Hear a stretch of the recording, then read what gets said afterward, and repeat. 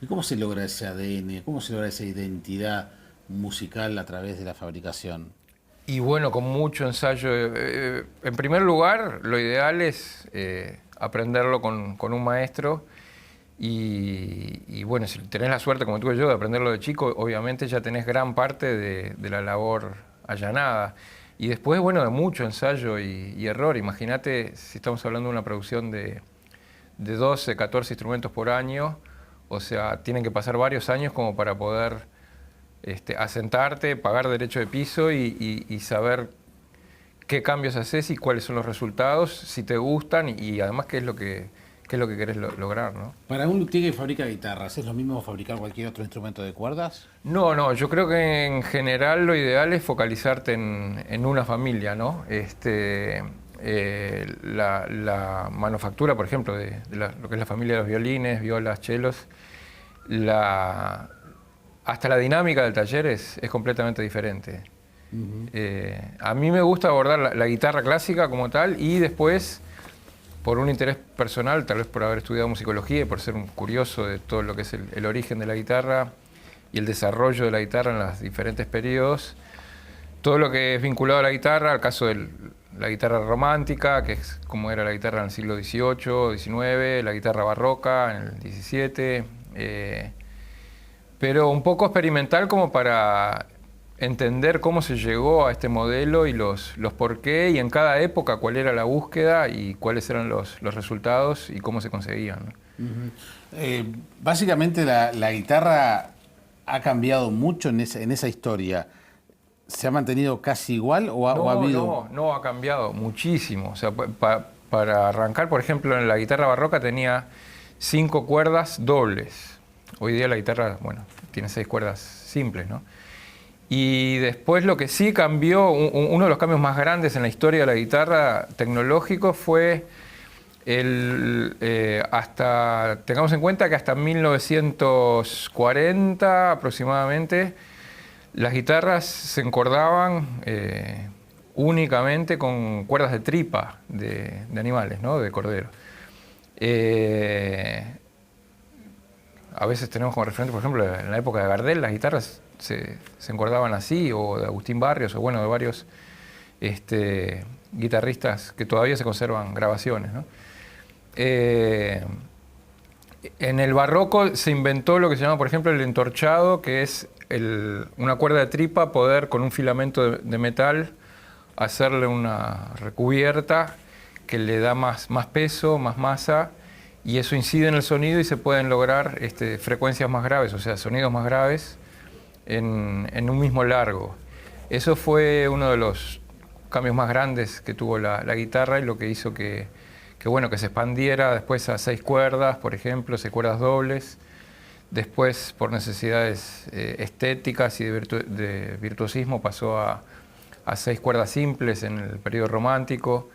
Y después tenés otras variantes, porque por ejemplo, el charango, yo que no entiendo nada del asunto, lo puedo ver como dentro de la familia de las guitarras, pero Sí, capaz que claro. no tiene nada que ver. No, Está el ukelele también, que es Sí. esa guitarrita chiquita Sí, sí. que vemos en la música de Hawái, por Sí, sí, ejemplo. sí, sí. Ahora, yo de viaje por Grecia me llamó la atención la cantidad de variantes de guitarras que hay, con cuerdas dobles, con la caja de otro tamaño Sí. y el brazo más largo.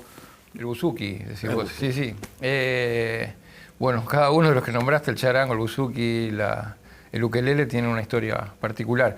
Hay instrumentos mestizos, como el caso del charango, que es interesante cómo en América la evolución de la guitarra barroca, digamos, tuvo su impronta personal y su adaptación regional, digamos. El charango, el cuatro, por ejemplo, venezolano, son instrumentos que están recreados en ese periodo de colonización y todavía conservan características de los instrumentos barrocos europeos que sobrevivieron en el folclore latinoamericano, ¿no? Ujú. Hay para los fundamentalistas una forma especial e histórica de tocar la guitarra, o lo importante es tratar de sacarle sonidos como sea. Te explico por qué te hago esta pregunta. a fines del año pasado estuvo un músico argentino muy joven, 20 y pocos años, ciego, capaz que lo conoces, yo no recuerdo el nombre ahora, y Penici, Nahuel Penici, gracias.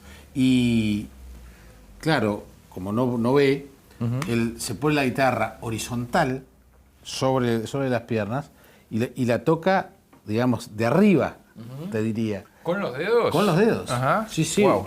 Y canta además, porque fuera poco. Pa. Increíble. Entonces, el objetivo, en definitiva, yo cuando lo veía ahí, estaba sentado ahí mismo, yo pensaba, está tocando la guitarra, pero en realidad está sacándole sonidos a este instrumento. Mira, te lo vamos a mostrar. A ver.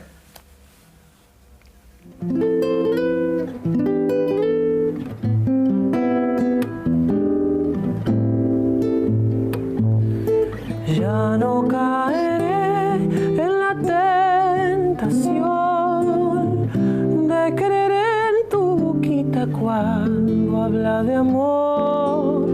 Las promesas de arena se pierden en el viento, y más si se han quemado bajo el sol.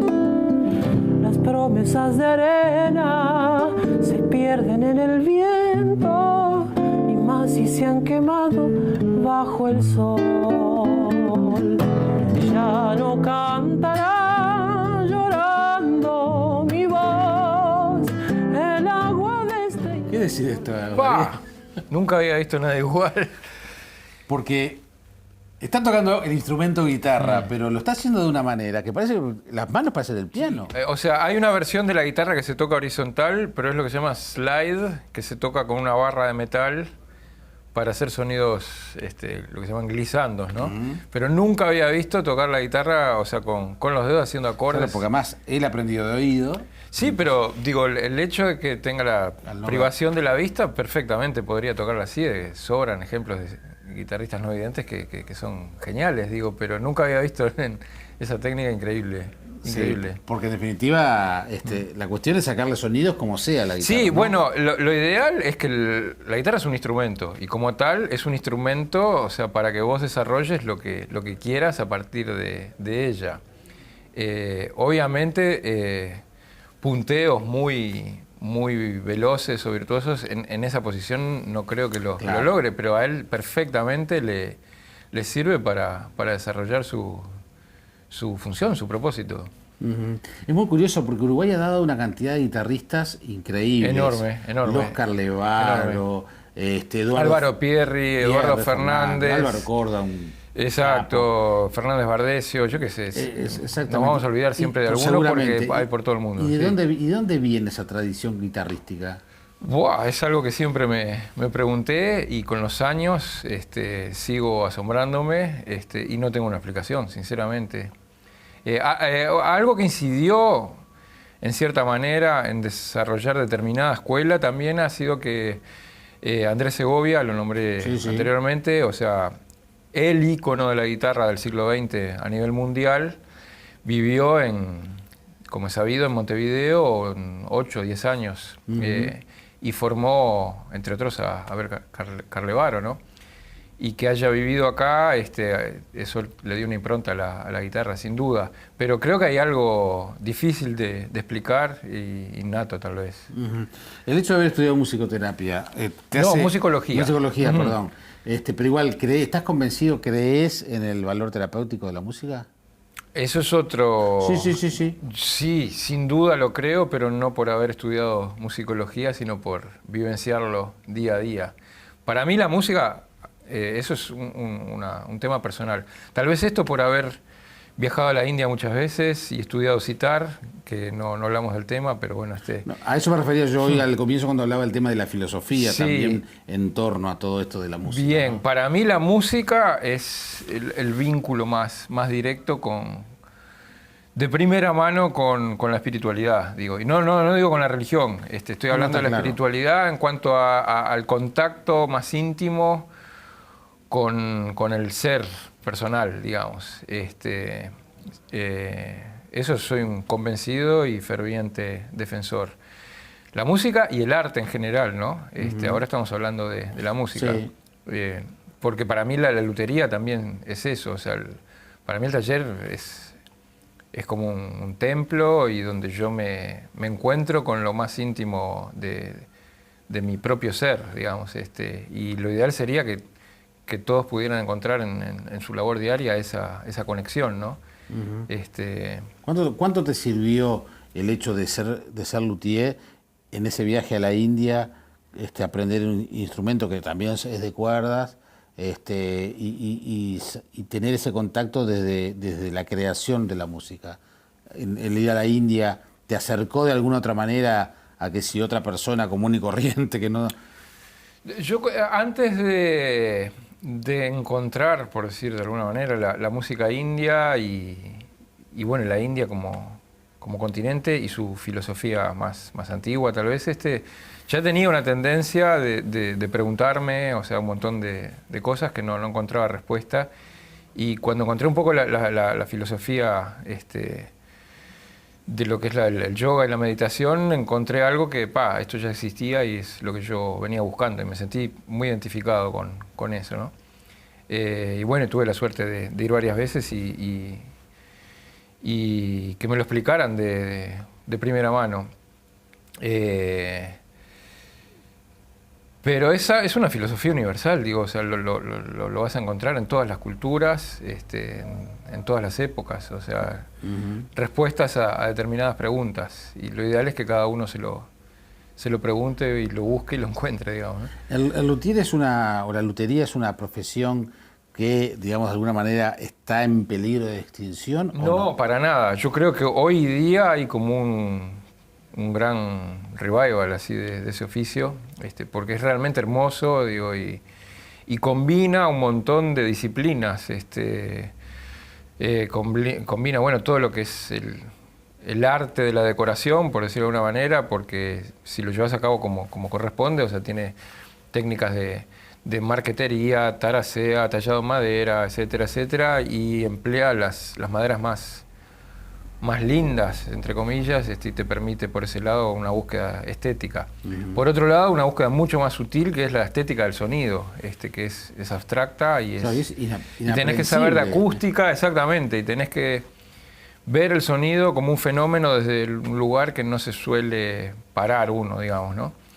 Después tenés muchísimo de arquitectura, o sea, básicamente la filosofía de construir una guitarra es lograr una estructura con el mínimo de material para tener la mejor producción de sonido. Entonces tenés que entender el instrumento como un fenómeno arquitectónico o de ingeniería y entender cómo operan las fuerzas, porque no hay que olvidarse que la guitarra tiene permanentemente una tensión de en torno a los 37 kilos, que es lo que tiran las cuerdas sobre la tapa, y tenés que entender cómo funcionan esas fuerzas para compensarlas con el bombé de la tapa, con los espesores, la estructura interna, etc.